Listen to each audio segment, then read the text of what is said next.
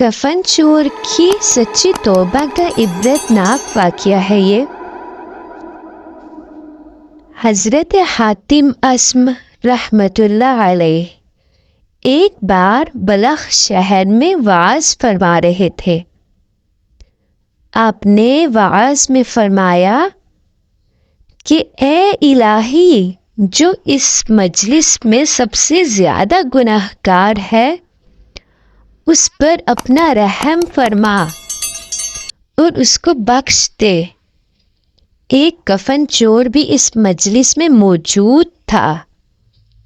جب رات ہوئی تو کفن چور قبرستان میں گیا اور ایک قبر کو اس نے کھودا۔ جیسے ہی اس نے قبر کھودی تو اس نے غیب سے ایک آواز سنی کہ اے کفن چور، تو آج دن کو حاتم اسم کی مجلس وعظ میں بخش دیا گیا ہے، پھر آج ہی رات کو دوبارہ یہ گناہ کیوں کرنے لگے ہو؟